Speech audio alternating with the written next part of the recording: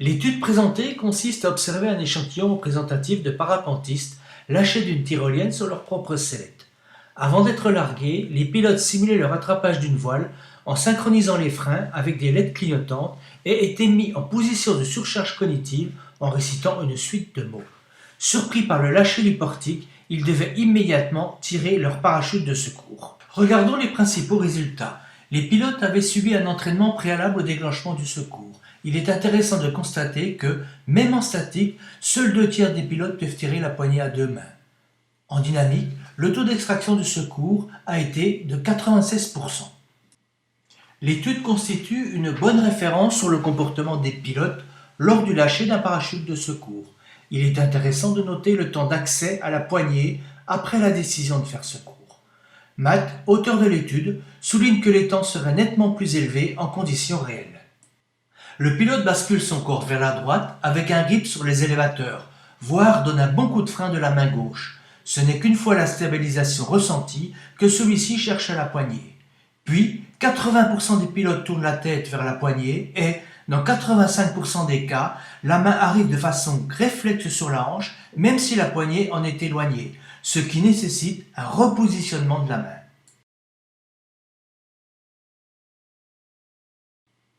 Dans l'ensemble des cas, les grips sont assez bons, parfois contrariés par un plaquage de la poignée sur la sellette.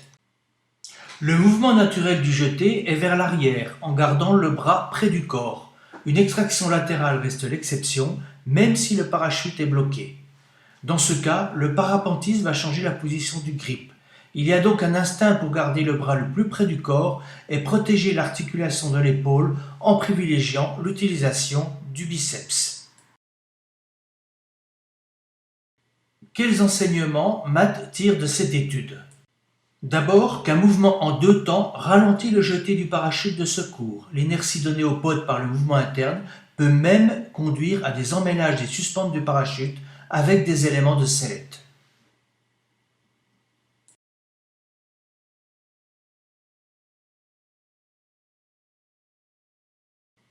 Les mouvements parasites du bras peuvent aussi entraîner des événements tels cet entortillement de l'élévateur du parachute de secours autour du bras du pilote. En conditions réelles, le pilote aurait probablement subi un grave traumatisme de l'épaule.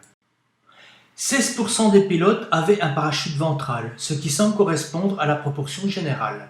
Dans cette configuration, si l'accès à la poignée et le mouvement est plus fluide, cet avantage peut être contrarié par un mouvement vers le haut de la poche de secours, réduisant ainsi l'efficacité de l'extraction.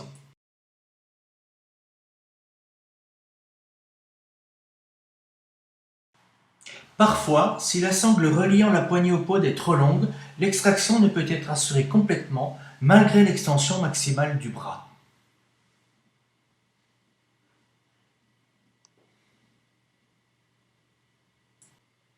Pour la conception d'un éjecteur de secours, cette étude nous apporte beaucoup d'informations.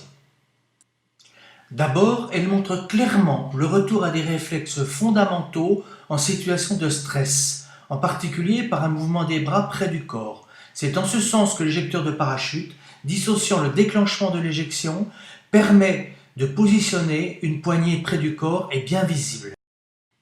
L'étude ne tranche pas sur la direction du jeté du pod, mais en souligne le caractère aléatoire en situation d'urgence.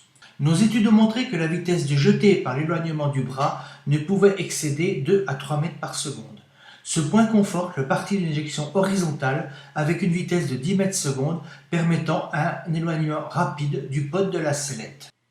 Enfin, celle-ci fait ressortir les difficultés d'extraction du pod, ces difficultés étant contrées par des mouvements verticaux du bras. Il est clair qu'en situation réelle, certains pods n'auraient pas pu être extraits. L'éjecteur de parachute a été calibré pour être efficace à plus de 4 G, par une poussée d'environ 70 kg. Il anticipe la norme en cours d'élaboration qui devra garantir une extraction manuelle lors d'une rotation de 4 G.